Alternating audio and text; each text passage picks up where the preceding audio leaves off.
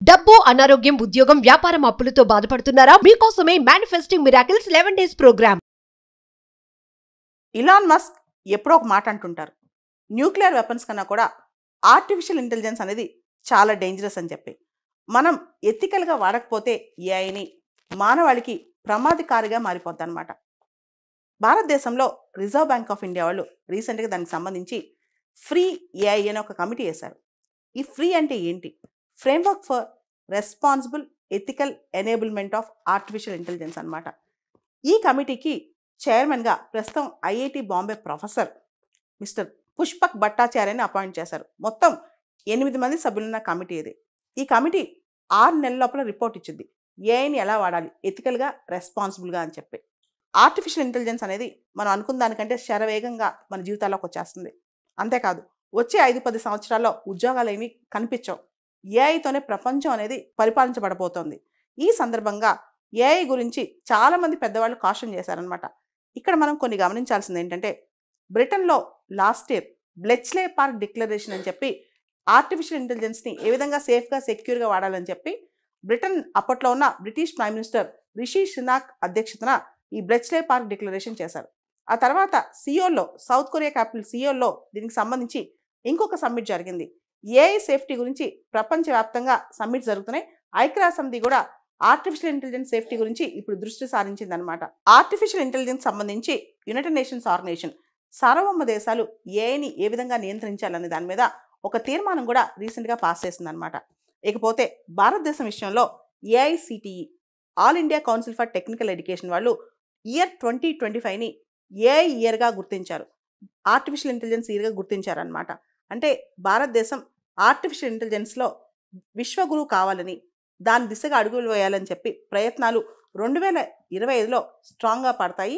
2025 year అనేది AICTE వాళ్ళు year of artificial intelligence అని చెప్పి భారతదేశంలో గుర్తించారు. దానికి సంబంధించి విద్యా వ్యవస్థలో, రీసెర్చ్లో మార్పులు వస్తాయన్నమాట. దాదాపు 14,000 ఏఐసిటిఈ అప్రూవ్డ్ ఇన్స్టిట్యూషన్స్, దాదాపు 40 మిలియన్ స్టూడెంట్స్ దీనివల్ల ప్రభావం చెందబోతున్నారు.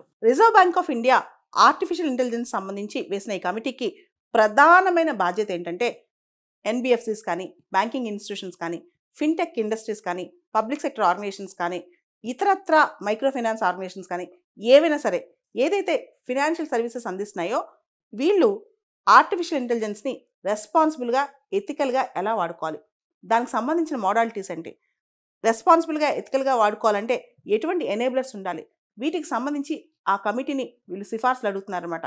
అందుకనే ఇంత పెద్ద హై పవర్డ్ కమిటీ వేశారు ఐఐటి బాంబే ప్రొఫెసర్ అధ్యక్షతన. మనం అవునన్నా కాదన్నా మనం ఇక నుంచి ఏఐతో బతకాల్సిందే, అది కంపల్సరీ. ఏఐ అనేది, ఆర్టిఫిషియల్ ఇంటెలిజెన్స్ అనేది డిస్రప్టివ్ టెక్నాలజీ అనమాట. భవిష్యత్తులో మిగతావన్నీ పక్కన పడేసి అదే మన జీవితంలోకి రాబోతుంది.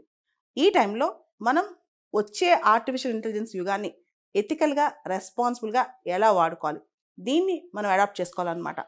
విక్టర్ హ్యూగో అనే గొప్ప వ్యక్తి ఒక మాట అంటారు, no power in this world can stop an idea whose time have come. ఇప్పుడు ఏఐ టైం వచ్చేసింది, దాన్ని ఎవ్వరూ ఆపలేరు.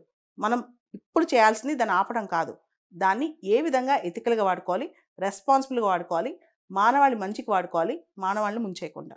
ఇలాన్ మస్క్ ఎప్పుడో ఒక మాట అంటుంటారు, న్యూక్లియర్ వెపన్స్ కన్నా కూడా ఆర్టిఫిషియల్ ఇంటెలిజెన్స్ అనేది చాలా డేంజరస్ అని చెప్పి. మనం ఎథికల్గా వాడకపోతే ఏఐని మానవాళికి ప్రమాదకారిగా మారిపోద్ది అనమాట. భారతదేశంలో రిజర్వ్ బ్యాంక్ ఆఫ్ ఇండియా వాళ్ళు రీసెంట్గా దానికి సంబంధించి ఫ్రీ ఏఐ అనే ఒక కమిటీ వేశారు. ఈ ఫ్రీ అంటే ఏంటి? Framework for responsible ethical enablement of artificial intelligence అనమాట. ఈ కమిటీకి చైర్మన్గా ప్రస్తుతం IIT Bombay professor mister Pushpak భట్టాచార్యని అపాయింట్ చేశారు. మొత్తం 8 మంది సభ్యులున్న కమిటీ ఇది. ఈ కమిటీ 6 నెలల లోపల రిపోర్ట్ ఇచ్చింది, ఏఐని ఎలా వాడాలి ఎథికల్గా, రెస్పాన్సిబుల్గా అని చెప్పి. ఆర్టిఫిషియల్ ఇంటెలిజెన్స్ అనేది మనం అనుకున్న దానికంటే శరవేగంగా మన జీవితాల్లోకి వచ్చేస్తుంది. అంతేకాదు, వచ్చే 5-10 సంవత్సరాల్లో ఉద్యోగాలు ఏమీ కనిపించవు. ఏఐతోనే ప్రపంచం అనేది పరిపాలించబడబోతోంది. ఈ సందర్భంగా ఏఐ గురించి చాలామంది పెద్దవాళ్ళు కాషన్ చేశారనమాట. ఇక్కడ మనం కొన్ని గమనించాల్సింది ఏంటంటే, బ్రిటన్లో లాస్ట్ ఇయర్ బ్లెచ్లే పార్క్ డిక్లరేషన్ అని చెప్పి ఆర్టిఫిషియల్ ఇంటెలిజెన్స్ని ఏ విధంగా సేఫ్గా, సెక్యూర్గా వాడాలని చెప్పి బ్రిటన్ అప్పట్లో ఉన్న British prime minister Rishi Sunak అధ్యక్షతన ఈ బ్లెచ్లే పార్క్ డిక్లరేషన్ చేశారు. ఆ తర్వాత సియోల్లో, సౌత్ కొరియా క్యాపిటల్ సియోల్లో దీనికి సంబంధించి ఇంకొక సమ్మిట్ జరిగింది. ఏఐ సేఫ్టీ గురించి ప్రపంచవ్యాప్తంగా సమ్మిట్ జరుగుతున్నాయి. ఐక్యరాజ్య సమితి కూడా ఆర్టిఫిషియల్ ఇంటెలిజెన్స్ సేఫ్టీ గురించి ఇప్పుడు దృష్టి సారించిందనమాట. ఆర్టిఫిషియల్ ఇంటెలిజెన్స్ సంబంధించి యునైటెడ్ నేషన్స్ ఆర్గనైజేషన్ సార్వభౌమ దేశాలు ఏఐని ఏ విధంగా నియంత్రించాలనే దాని మీద ఒక తీర్మానం కూడా రీసెంట్గా పాస్ చేసిందనమాట. ఇకపోతే భారతదేశం విషయంలో AICTE all India council for technical education వాళ్ళు ఇయర్ 2025ని ఏఐ ఇయర్గా గుర్తించారు. ఆర్టిఫిషియల్ ఇంటెలిజెన్స్ ఇయర్గా గుర్తించారనమాట. అంటే భారతదేశం ఆర్టిఫిషియల్ ఇంటెలిజెన్స్లో విశ్వగురువు కావాలని, దాని దిశగా అడుగులు వేయాలని చెప్పి ప్రయత్నాలు 2025లో స్ట్రాంగ్గా పడతాయి. 2025 ఇయర్ అనేది ఏఐసిటిఈ వాళ్ళు ఇయర్ ఆఫ్ ఆర్టిఫిషియల్ ఇంటెలిజెన్స్ అని చెప్పి భారతదేశంలో గుర్తించారు. దానికి సంబంధించి విద్యా వ్యవస్థలో రీసెర్చ్లో మార్పులు వస్తాయన్నమాట. దాదాపు 14,000 ఏఐసిటిఈ అప్రూవ్డ్ ఇన్స్టిట్యూషన్స్, దాదాపు 40 మిలియన్ స్టూడెంట్స్ దీనివల్ల ప్రభావం చెందబోతున్నారు. Reserve bank of India artificial intelligence సంబంధించి వేసిన ఈ కమిటీకి ప్రధానమైన బాధ్యత ఏంటంటే ఎన్బిఎఫ్సిస్ కానీ, బ్యాంకింగ్ ఇన్స్టిట్యూషన్స్ కానీ, ఫిన్టెక్ ఇండస్ట్రీస్ కానీ, పబ్లిక్ సెక్టర్ ఆర్గనైజేషన్స్ కానీ, ఇతరత్ర మైక్రో ఫైనాన్స్ ఆర్గనైజేషన్స్ కానీ ఏవైనా సరే ఏదైతే ఫినాన్షియల్ సర్వీసెస్ అందిస్తున్నాయో వీళ్ళు ఆర్టిఫిషియల్ ఇంటెలిజెన్స్ని రెస్పాన్సిబుల్గా, ఎథికల్గా ఎలా వాడుకోవాలి, దానికి సంబంధించిన మోడాలిటీస్ ఏంటి, రెస్పాన్సిబుల్గా, ఎథికల్గా వాడుకోవాలంటే ఎటువంటి ఎనేబులర్స్ ఉండాలి, వీటికి సంబంధించి ఆ కమిటీని వీళ్ళు సిఫార్సులు అడుగుతున్నారన్నమాట. అందుకనే ఇంత పెద్ద హై పవర్డ్ కమిటీ వేశారు ఐఐటి బాంబే ప్రొఫెసర్ అధ్యక్షతన. మనం అవునన్నా కాదన్నా మనం ఇక నుంచి ఏఐతో బతకాల్సిందే, అది కంపల్సరీ. ఏఐ అనేది, ఆర్టిఫిషియల్ ఇంటెలిజెన్స్ అనేది డిస్రప్టివ్ టెక్నాలజీ అనమాట. భవిష్యత్తులో మిగతావన్నీ పక్కన పడేసి అదే మన జీవితంలోకి రాబోతుంది. ఈ టైంలో మనం వచ్చే ఆర్టిఫిషియల్ ఇంటెలిజెన్స్ యుగాన్ని ఎథికల్గా, రెస్పాన్సిబుల్గా ఎలా వాడుకోవాలి, దీన్ని మనం అడాప్ట్ చేసుకోవాలన్నమాట. విక్టర్ హ్యూగో అనే గొప్ప వ్యక్తి ఒక మాట అంటారు, no power in this world can stop an idea whose time have come.